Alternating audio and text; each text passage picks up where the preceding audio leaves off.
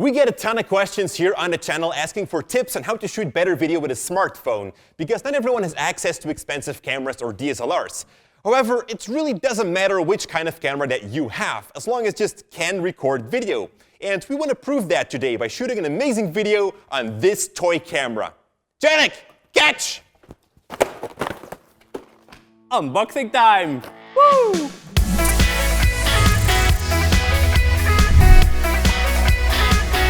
Hey folks, Jordy here for Cinecom.net and welcome to Creative Tuesday. And before we get into the unboxing of our monster camera, I'd first like to thank Storyblocks for their support today. If you ever need some stock clips, After Effects templates, visual effects, motion graphics, or anything else, you can get it at Storyblocks. With a single price per year, you can download unlimited items from their growing library. To find out more, make sure to check out the first link in the description below. So here we have it, the Kitty Zoom Duo. This right here is an 8K resolution camera which can shoot at 120 frames per second in RAW format.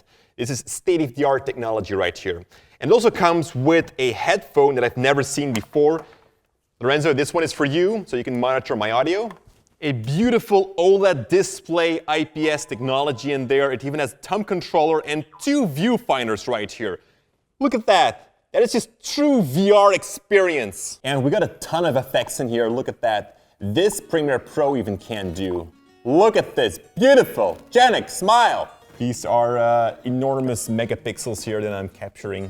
It's unbelievable. I've never seen...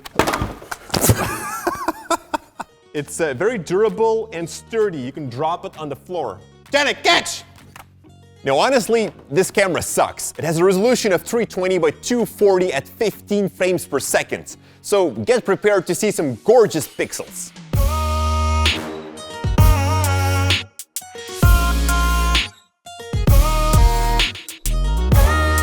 Now, one of the first things that any camera can do is compositions, and that means arranging your elements in the shot to a certain framing. For example, the rule of thirds.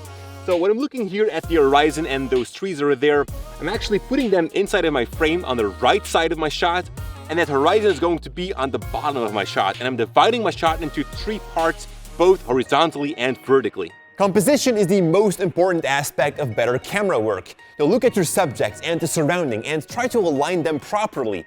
Make use of the rule of thirds, which is this grid right here. Some cameras and a lot of smartphones can overlay these grids. After some practice, you'll be able to imagine those guidelines. Use the vertical and horizontal lines to align the different visual elements like trees, horizons, people, or the eyes of a person when you're making a close-up shot.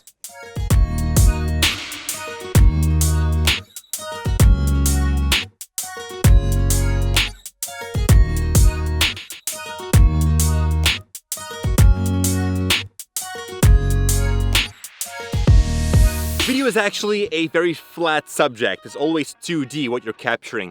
But you can add more depth to it by always working with foreground objects like Janik is doing right here. Just gotta move a little bit with your hands, go a little bit left to the right, and have a motion in there, a little difference between your foregrounds and backgrounds. Another way to add more depth to your shots is with lighting. You don't need expensive lights, as there's always an amazing quality light available, the sun. I'm making sure that the sunlight is always coming from behind the subject. In other words, film against the light. And this way you're adding more depth to your shots, as you want to shoot against the shadow side. Now, of course, it's not always so easy to shoot with the sun in the framing, so you can also have the sun on the side, out of your frame. Just make sure that the sunlight never comes between the subject and the camera. It's 30 degrees outside, yet Lorenzo chose to wear a black pants and long sleeves.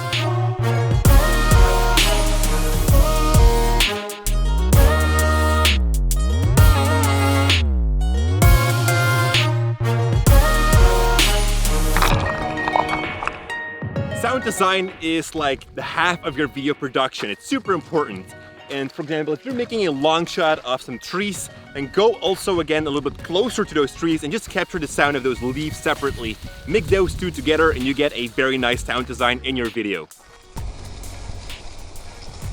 You can of course also use sound libraries to get your sound effects, or Foley as it's called. It's not always so easy to capture the right sound that you need, and a lot of the times you'll notice that you need a certain sound in post-production. You have some paid sound libraries such as Storyblocks, which is another marketplace from Storyblocks, or you can also check out freesound.org, which is a community-driven sounds library and allows you to get free sound effects.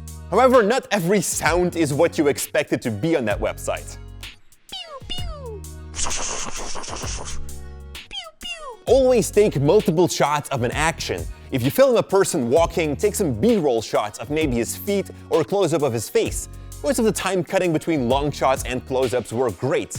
You can never get enough close-ups as they always come in handy when you're editing. They can connect the different shots together.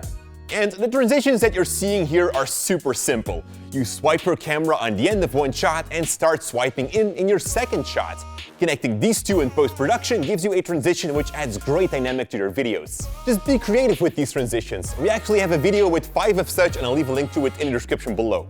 But taking the camera inside of our studio, we can really play around with lighting.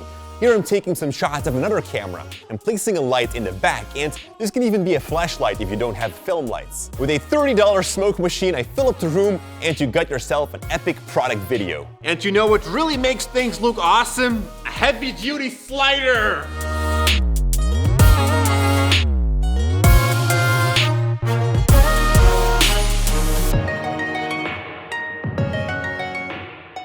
I'm gonna have some more fun with my kitty zoom, and I hope that you've got some new insights and again an excitement to go outside and shoot with your older camera.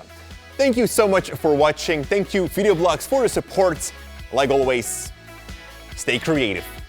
If you shoot in 16:9 and you want to add crop marks to your shots in order to get that cinema scope or the anamorphic scope, well, this right here is the real-life version of that. If you want to see anamorphic, just look through this hole right here. These are the crop marks in real life.